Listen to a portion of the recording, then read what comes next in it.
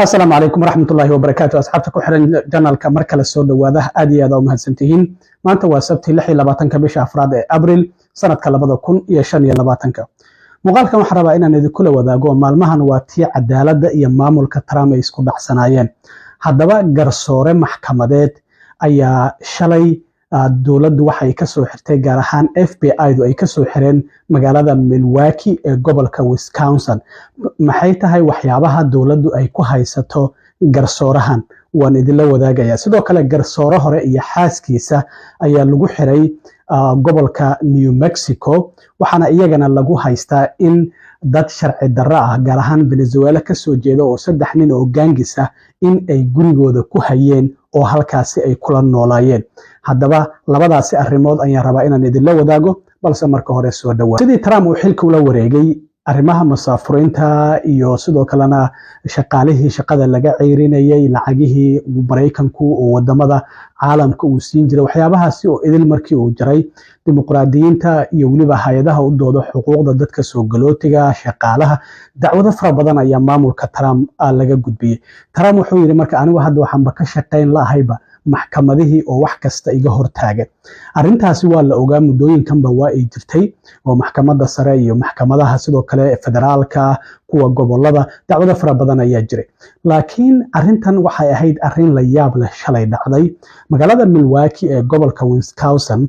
garsoore fariista oo magaceeda la yiraahdo Hannah Dugan ayaa shalay FBI-du ay soo xirtay. laakiin arrimaha lagu haysto waa arrin dhacday 18 bishan. haddaba arrintaasi sidee ku dhacday sababtay in garsoorahan la soo xiro.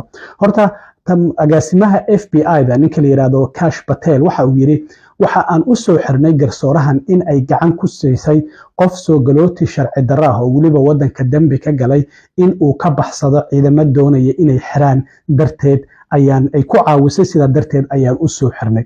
haddaba arrintan qaabkii ay u dhacday oo maxkamadda ay uga dhacday ayaan rabaa inaan idinla wadaago. wasiirka cadaaladda Ben Bondi ayaa arrintaasi faahfaahisay. wasiirka cadaaladda waxa ay tiri waxa arrintan ay dhacday 18 bishan aynu ku jirno ayaa saraakiil ka tirsan FBI-da ciidamo ka tirsan iyo ICE iyo waliba DAAG waxa ay tageen maxkamadda. nin wadanka Mexico ka soo jeedo oo wadanka sharci darro ku joogay oo la yiraahdo Eduardo Flores Ruiz ayaa maxkamadda ku sugnaa. ninkaasi ayay doonayeen inay soo xiraan. ninkan sababta uu maxkamadda u joogay waxa ahayd in nin la deganaa uu 30 feer ku dhuftay darabana uu ku qabtay. markaasi kadib gabar saaxiibtiisa ayaa timid iyadiina sidoo kalena feer ayuu wajiga uga dhuftay garabkana waa uga dhuftay. labadii qof waa ay dhaawacmeen. markaasi kadib gabadhu waxay isku dayeysay inay dagaalkaasi kala celiso labada nin midka saaxiibkeeda iyo ninkan sharci darrada isbitaal ayaa loo qaaday waa ay dhaawacmeen. marka maxkamadda marka ninkan wadanka sharci darrada ku soo galay oo waliba garsoore uu horay ugu amray in wadanka laga saaro xilliga Obama ayuu soo galay waa la musaafiriyay haddana xilligii Biden ayuu dib u soo laabtay. garsoore ayaa ku amray marka wadanka in laga musaafiriyo. waxay u tageen marka ninkan inay soo qabtaan. maxkamaddana waa ay ogaayeen in ay maalintaasi jirtay maadaama dadkii uu feeray iyo asaga maxkamaddu ay u socotay. markii ay tageen ayaa garsoorahan hadda ay soo xireen shalay oo la yiraahdo Hannah Dugan waxay ogaatay in ICE ay joogaan maxkamadda iyo waliba FBI-du banaanka ayay u soo baxday waa ay aragtay hallway-ga iyagoo jooga. markaasi kadib ayay waxay ku tiri Chief Justice-ka la soo kulma xafiiskiisa taga isaga la soo kulma. waa macnaha maxkamaddu waxay leedahay gudoomiye maxkamadeed ayay leedahay xafiiskiisa ayay u tilmaantay. intii xafiiska ay ku maqnaayeen ayaa ninkii sharci darrada ahaa waliba garsoore amar uu ku bixiyay wadanka laga saaro oo ciidamadan FBI-da iyo ICE ay u yimaadeen inay xiraan isaga iyo qareenkiisii waxa ay ka bixisay albaab gadaale oo juuriga loogu talagalay inay ka soo galaan isla markaana ay ka baxaan. baxa ayay tiriba baxsada. markaasi kadib askari ayaa si arkay ayagoo sii baxaya waa la ceyrsaday waa la soo qabtay. waliba xitaa goob oo dad ay ku badan yihiin oo gawaari ay socoto oo xitaa dhibaato ay dhici kartay ay leedahay Ben Bondi ayaan ka soo qabanay. marka waxay tiri labadii qof oo dhibanaha maxkamaddii ayay joogaan mana aysan u sheegin xitaa inay baxaan garsooruhu. laakiin ninkii dambiilaha waa fakisay oo dambiga loo haystay wadankana sharci darrada ku jooga isaga iyo qareenkiisiiba albaab gadaale ayay ka bixisay. marka waxay tiri labadii qof maxkamadiisa u fadhiyeen maxkamadda ayaa dhamaatay wayba yaabanaayeen iyada iyo dacwad ogihiiba waxay leeyihiin war sidee wax u jiraan aaway ninkii adeegsanaha oo inaga maxkamadda aan dartiis aan u imaanay markaasi kadib horey garsoorihii lagama xirin marka hana duugan horey lagama xirin waa in kiiskeeda la diyaariyaa marka shalay ayaa la xiray inkastoo maxkamad la horgeeyay 3 daqiiqo maxkamadda ay socotay damaaradna lagu soo daayay afayeen iyadoo hadlay wuxuu yiri wax dambiya ma aysan geysan garsoorahan sidoo kalena dambi lagu mahali doono laakiin Bondi waxay leedahay waxa ay caawisay qof sharci darro wadanka ku joogay isla markaana ciidamo ay doonayeen inay gacanta ay ku dhigaan ay caawisay in ciidamadii uu ka baxsado marka dambiga loo haysto waa dambigaasi haddaba Bondi wasiirka cadaaladda oo intii aan hadda idin sheegay luqadda Ingiriiska ku sheegaysa oo sharaxaysa bal wax yar ila daawada It was appalling to all of us what happened. I used to be a domestic violence prosecutor, and this case involved someone who was deported under President Obama, came back into our country, we don't know when, illegally, and he was living at a residence, and he beat up a man so badly he had to go to the hospital, his roommate. He punched him with a closed fist in the face 30 times. The victim fell to the ground, and he choked him. Then the girlfriend came in, tried to break it up. He punched a woman in the face with a closed fist so hard she fell to the ground. He hit her in the arm. Both of them had to go to the hospital. The fight's broken up. They're taken to the hospital, and he's threatening to do further harm to them later. So it's hard enough to get any victim of domestic violence to cooperate. We had 2 victims sitting in a courtroom that day. So she's a sitting judge on a domestic violence case. He's the defendant, Ruiz, 2 victims and a prosecutor, a state prosecutor in the courtroom. It is routinely done when people are picked up on any kind of warrants that it's done outside a courtroom. It's been done in that courthouse. It's been done in a courthouse where I prosecuted 20 years ago. The reason? Because executing a warrant is one of the most dangerous things law enforcement officers can do. You never know what you're going to encounter behind that door, what kind of weapons, with any defendant. So the safest place to do it is if you know they're going to be in a courthouse because they've gone through security. You know a defendant isn't armed. It's a sterile daytime situation. It's routinely done in courthouses, any kind of warrants. So the ICE team was there, DEA, FBI, ICE team.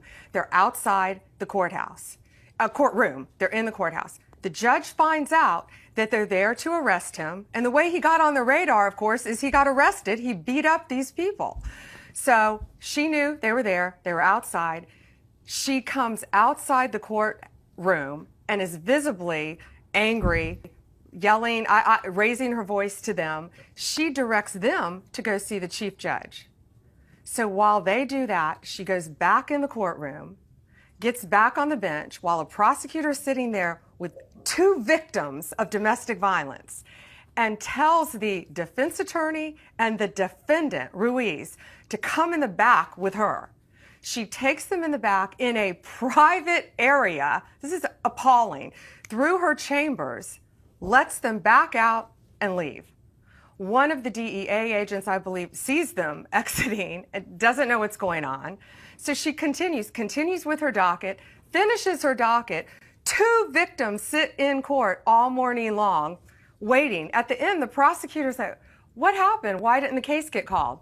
She removed it from the docket without telling anyone, had them go out a door to leave. Then ICE, meaning the ICE team, DEA, FBI, have to chase him down, which is what is so dangerous, outside the courthouse by an intersection. Pedestrians could have been killed. He could have been hurt. They could have been hurt. They catch him, take him into custody. Facts of the case. taasina waxay ahayd wasiirka cadaaladda Bondi oo sharaxaysay kiiska lagu soo xiray garsoorahan Hana Dugan waxa uu yahay oo ah inay caawisay qof wadanka sharci darro ku joogay oo waliba wadanka dambi ka galay oo ciidamadaasi ay doonayeen in ay xiraan in gacan ay ku siisay in ciidamadii uu ka baxsado walow isageena la soo qabtay iyadan la xiray laakiin hadda damaanada lagu soo daayay aqalka cad ayaa sidoo kale waxa ay yiraahdeen waxa soo dhamaaday ay yiraahdeen maalmihii dadka sharci darrada ah wadankeena duulaanka ay ku soo qaadayeen maamulka Trumpna waxa uu dhaqan gelinayaa sharciyada immigrationka sidoo kale ninka Trump uu xil saaray arrimaha xadka iyo masaafurinta Tom Homan waxa uu yiri qof kasta oo isku daya in uu gabaad siiyo qof garsoore uu ku amray in wadanka uu laga saaro oo sharci darro ah ama wadanka dambi ka geystay isagana waa la xiri doonaa ayuu sidoo kale yiri. waxaa jirta sidoo kale garsoore hore oo isaguna gobolka New Mexico garsoore ka ahaan jiray ayaa habeennimadii Khamiista isaga iyo xaaskiisa waxaa lagu xiray magaalada la yiraahdo Dana oo ku taala gobolka New Mexico. garsoorahan waxaa la yiraahdaa Joel Luis Cano iyo xaaskiisa Nancy ayaa la xiray. sababta loo xirayna waxay tahay iyaguna waxa ay gurigooda ku hayeen oo kula noolaa 3 qofood oo wadanka sharci darro ku joogtay oo wadanka Venezuela ka soo jeeda oo mid kamid ah lagu sheegay Christian Ortega Lopez oo lagu helay in hubsi sharci darro ah uu ku haystay mar hore baaritaanna ay ku wadeen dawladdu ay ku waday gaar ahaan wasaaradda amniga gudaha. marka wasiirka cadaaladda Bambondi mar kale waxa ay tiri waxaan arintan ay tahay qofkan oo kale dadkan oo kale waa dadka aan u baahannahay in wadanka laga saaro. iyagana sidoo kale damaarad ayaa lagu soo daayay laakiin waxaa lagu eedeynayaa in cadayn dawladdu ay doonaysay in gacanta ay ku dhigto ay iyagu faragelin ay ku sameeyeen baaritaan ay dawladdu waday dad sharci darro ah waliba kooxa gangis lagu eedeynayo Venezuela kooxaha TDA Trente de Aragao la yiraahdo ay raggan saddexda oo gurigooda kula noolaa ay ka tirsanayeen ayaa la leeyahay. iyagana sidoo kalena waa la qabtay xaaskiisa iyo waliba isagana garsoorahan hore gacanta ayaa lagu soo dhigay oo dawladdu waa ay xirtay. marka arrimahan hadda dagaalka u dhaxeeya cadaaladda iyo maamulka Trump bilow ayuu u muuqdaa isagoo Trump uu leeyahay carqalad ayayba nagu yihiin maxkamaduhu oo howlaheena ayaan ka wadi laanaa. waxyaabaha kale ee soo kordha haddii alla idmo idila soo socodsiin doona aad iyo aad u mahadsantihiin asxaabta. intaan mar kale kulmi doona waa saaxiibkiin cilmi waaro idinla sida iyo nabadgelyo.